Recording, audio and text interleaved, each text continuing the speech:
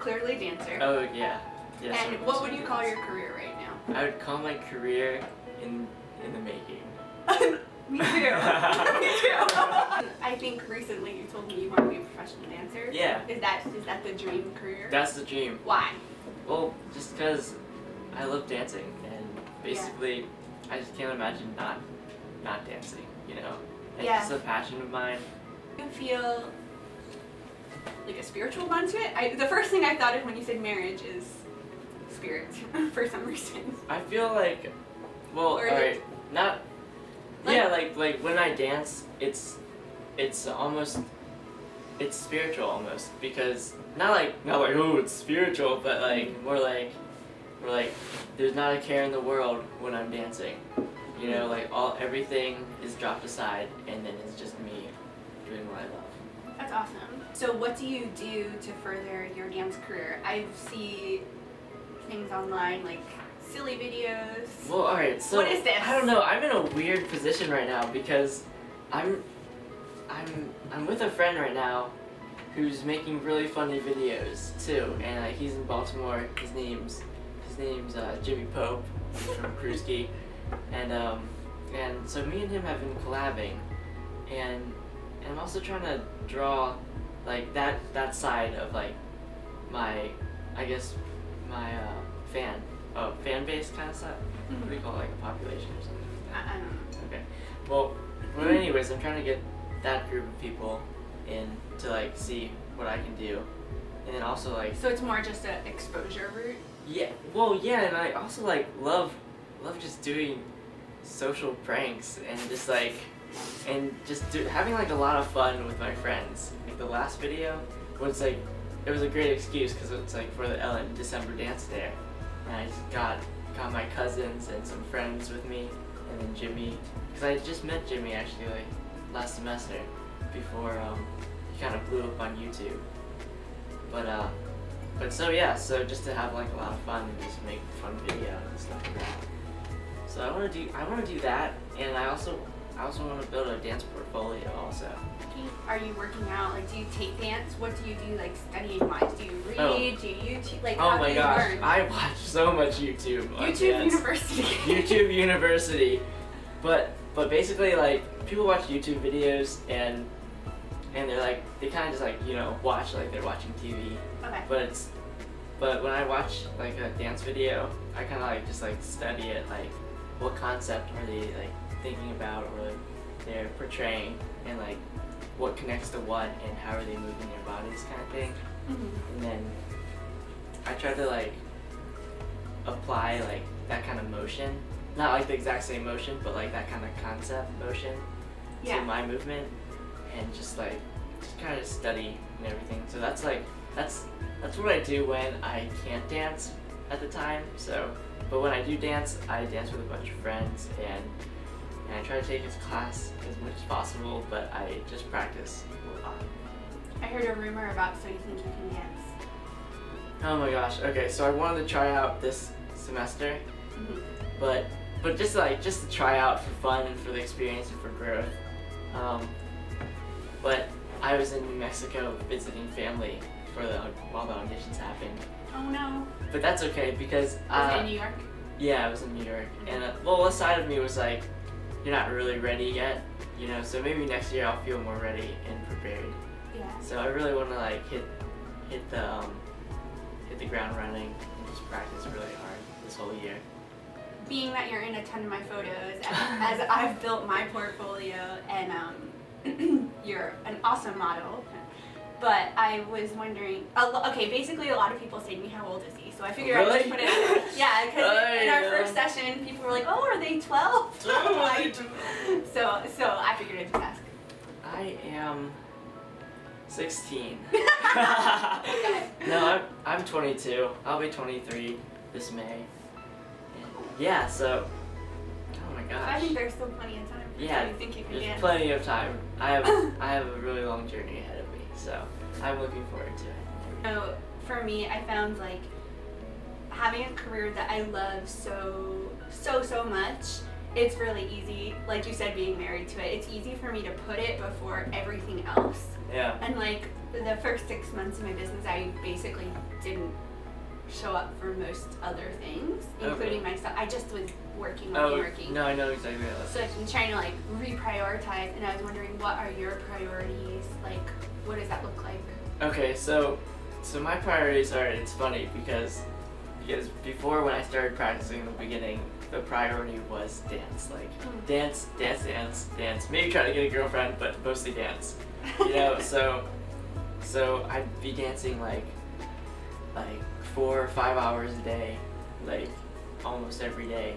And because when I started really late, and I started like practically out of high school, because because actually what made me want to do it was because I have like this rare health condition, and it's called chronic intestinal pseudoobstruction.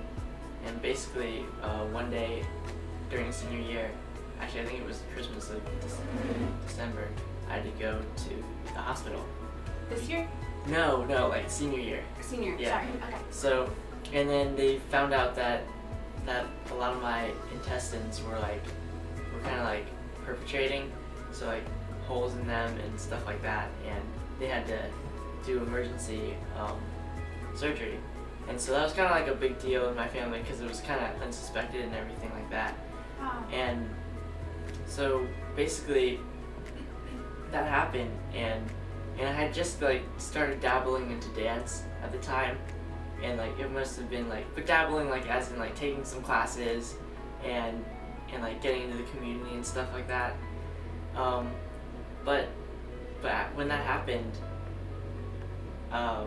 the recovery time was like a year, because it was such a major surgery. They cut me open and everything. It was pretty gory, and so that happened, and basically I was still trying to decide my senior year on whether I wanted to go to Maryland or like Towson and like pursue, because my dad's a dentist and his father was a dentist. Oh. Yes, and pursue dentistry, right? But like after that happened, it was like, this is what I want to do. Like I want to dance, because I couldn't imagine not going for it and having all those regrets of not going for it. So I just told my parents. They were really supportive of me, and then so I hit the ground running late senior year, and then just got into the community probably like, it would have been my freshman year of college. I didn't know how it was going to happen or anything, or like what would come up, but like I kind of just had faith that it would kind of just work out. So that's what I had to do. So that's what I'm doing now, and I met the right people, and things are going great, and like I'm pursuing, and things are just like happening for me, and it's kind of just all lining up on the right time. How's your health? My health has been getting better and better. Really? Yeah, so That's ever awesome. since I started dancing, then it's just been getting better and better, and then senior year they told me it was like a year, a year of recovery, maybe more. But I was just like so determined, and there's this thing called Culture Day at my school, and it's basically like the club's dance, and I really wanted to dance in that. So basically I just told myself that if it's a regular person for a year, then I could probably do it in like 5 months. So I kind of just like trying to strengthen myself and everything like that, and just try to recover and be positive. That's really inspiring. Yeah, so basically I'm just like playing it day to day and just seeing what happens for my career wise. But I have a lot of faith that it's gonna work out. That's so neat. I relate a lot, and thank you for sharing such a personal part of your story. What about like health in terms of what you eat and like what you, I guess you're clearly exercising. Yeah, so alright, so I'm trying to exercise more and just like do strength training and stuff like that, but like through dance. But in terms of what I eat, my condition, chronic intestinal pseudoobstruction, it basically doesn't allow me to, I can't get nutrition from like food and stuff like that. So basically, all my nutrition comes from and IB. Oh wow. Yeah, so basically,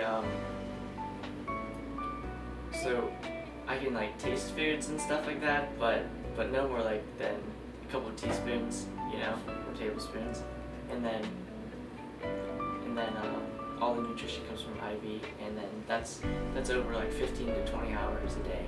So basically, I have to be really organized to be able to dance, to make time for dance and stuff. Actually, like I have it right here, so like all this is my backpack. So Okay. this is like my IB bag, and like this is the IB and everything like that. And I mean, I can say that I've worked with you a little bit, and like I've always seen that, but it's all I know is that all I've seen is your dance, and like how I've never seen it. Like, I've never thought to even ask, or it never has gotten in the way in any way. I just Oh yeah, you. yeah. I try to keep it low key. Yeah. Yeah. Well, it's nice though to like hear about it, and I think it's so weird how like. What about love? Okay, what about love? Okay, I remember when I met you, you really wanted a girlfriend. Oh yeah, oh yeah. I remember. That was my first yeah. teaching job. Yes. And yeah, I really wanted a girlfriend because in high school I never had a girlfriend or anything like that. And I was like, how do I communicate with the opposite sex? Okay. But so I was trying It seems like you have communicated. Yeah, we've reached communication, and I've always wanted a girlfriend, and then I found one. Where? I found one in the woods. Just kidding. Okay. And at the conclusion of this. And then it ends. You met Vanessa. Yeah, I met Vanessa, my girlfriend, and we met at a video shoot for a club actually, because we were both. Actually, it's a funny story. We were both in a date auction, right? Yeah. You were being auctioned off. We were both being auctioned off, right? No one called me. I'm just kidding. I'm sorry. You were in Arizona. Okay. So you were both being auctioned. Yeah, and so we were both being auctioned off, and to raise money for something. Yeah, to raise money for a country or something. Okay. Or breast cancer. I don't know. A good cause. And a good cause, a very good cause. And we had to make a promo video for it, you know, to get people. Okay. So I met her shooting the promo video. It's actually really funny. It's on Squishquin, so it's another one of my friends. He's a YouTuber. And yeah, YouTuber. You might have to become a YouTuber. You could become a YouTuber. Yeah. Okay. You could just vlog, honestly, and just yeah. like vlog your photo shoots and stuff like that. Yeah. And that would be cool. Have your intern vlog your photo shoots. She's just playing with the dogs over there. She works hard. Yeah. Okay, so I met Vanessa during the thing, the promo video, and we just like kind of became friends and stuff like that. And I asked for her number, and I was like, I need to swoop this girl off her feet before the date auction comes. Oh! So we touched on health. What about family? Okay, family. I am huge on family. Like, oh man, my family is like basically my best friends.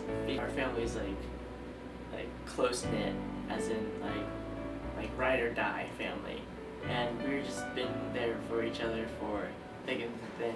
They've been there for me through thick and thin, and yeah. So, oh, I remember what I was talking about before. I was talking about like when I got diagnosed with it. So I was like diagnosed with my condition at age 1. So I've been dealing with this since age 1, and throughout all those times, like going through the hospital and stuff, because it's a rare condition. So like the doctors really didn't know too much about it, and like it's so rare that it doesn't have like any funding. Like you see, breast cancer has a lot of funding, but like this, like nobody knows about this. And actually, like this one girl, she just got it, and like maybe 2 years ago, and she got hit on the news and is raising awareness for it, so that's really great. Her name's Sarah, and yeah, so she's starting a nonprofit for it. But basically, when I got it in like '92, like no one, there were very few people who had it, and basically throughout all the hospital stays, my family's been there, always making sure I wasn't alone, like staying in the hospital by myself and stuff like that. So that's why we're so close, you know. Mm-hmm.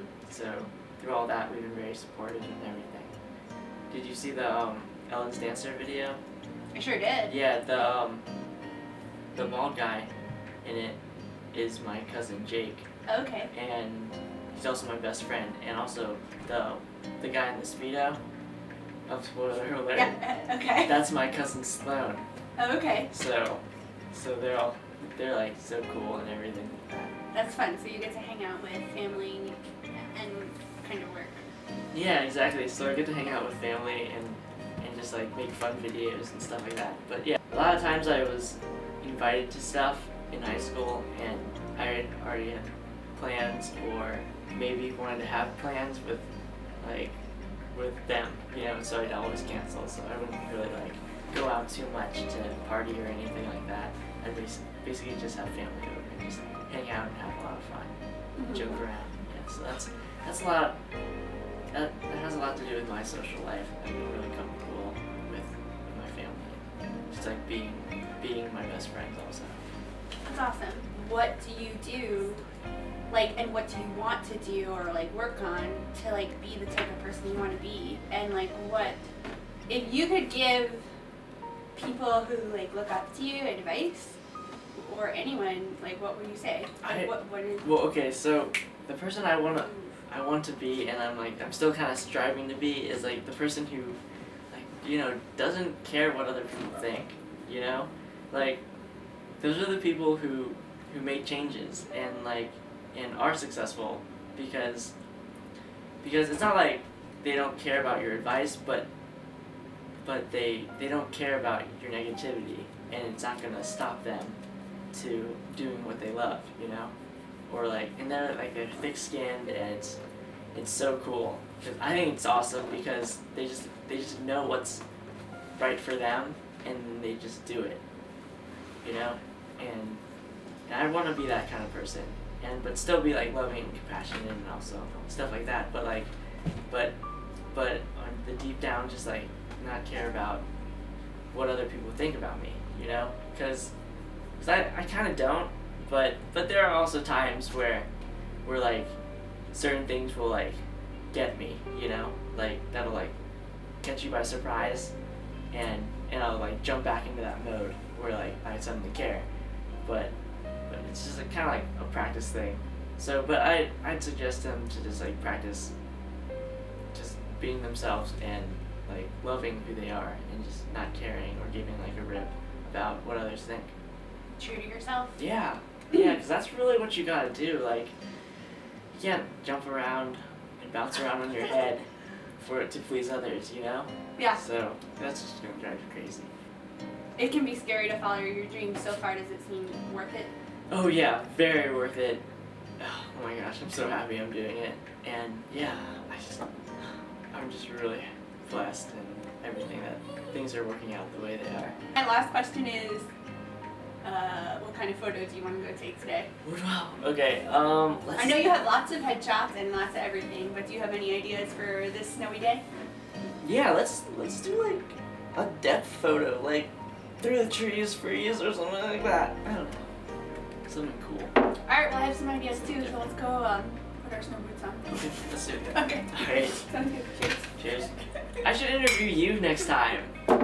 I can interview you right now. Because like, I remember when you were telling me like, I think I want to pursue photography, and I was like, okay, cool. And like, I called you because I knew you liked videography. Yeah, I called everyone. And you're like, so what do I need? And I go, I think you need this and this and this. A camera? And, yeah, a camera. and you're like, okay. And then like 3 months later, and you're already taking like professional pictures, and I was like, what the heck? I was like, oh my gosh, you learned so fast. You became obsessed. Thank you. It was great. Thanks. I feel like I was waiting my whole life to find, and I love dance. I'll always love dance, and I can't wait to get back into dance in the future for like, in terms of like for fun. Yeah. But like, career-wise, I think I knew when I was a little kid I wanted to be a photographer. Oh, really? Yeah. Oh. Well, I would say photographer. Photographer. but at one point I was tearing up. I know. I saw you. I didn't want to say like, don't cry. Because I so genuinely related, and I think that one of the reasons I wanted to interview is just because, like, I see a connection and just, I think I'm interested in passionate people, you know, and like, there's something, and I didn't really know your story. Like, I never even thought, you were like, oh, interview about health. I was going to interview everyone about health. Yeah. But it's interesting, a lot of the people who I see who really follow their dreams had to hit some dark wall. Yeah. You know, whether it was like, whatever it is. Yeah. And then kind of more ended up being pushed into. Yeah, because I think they find out like what they don't like, you know, like what they don't like so badly, and like what they want so badly, that they just have to like they have to go for it, you know. There's like, yeah, it's almost as if there's nothing else. Or my friend called it roadblocks, and it's like you can keep trying to go your way, but it's almost, for me, right now I really believe like I'm in the flow with life. Like, I actually believe that my God like wants me to be a photographer, and like has helped to push me that way. Yeah. You know, and I finally, but what a scary, my whole life I've been scared to be a photographer. Cause the unsureties, right? It's expensive. It's like, you know, it was less scary to be a dancer for me, but well, that's scary, really scary too. It's like you don't have health insurance. Yeah, no, like, you don't know, but like you just have to like trust it, you know. And like really do something you love just sounds scary. I think our society says like starving artists, like. Yeah, that's like I mean that's a mindset though, but like that's a false mindset. Like there are opportunities everywhere. Like I always believe that. Like. Like so, and I don't think there's a lack of opportunities either. Even if other people get opportunities, doesn't mean you're out. Do you feel like you help people with your career? Because that's something I feared. I was like, oh, if I'm a photographer and I'm photographing expensive $1 million weddings around the world, how am I going to genuinely help people? But once I started doing it a day at a time, I find that like the universe shows me just. I'm surprised how much I can actually help people in photography. Yeah, like helping people. Yeah, I mean, I think I help people. I mean, I think just, I mean, honestly, just doing what I love kind of like makes me happy, and like I get to influence people through that, you know. Yeah. So when they see me doing something I love, and then kind of, I hope it inspires them, you know. Yeah. Cool. But yeah, so let's go take some photos. All right, let's do it. All right.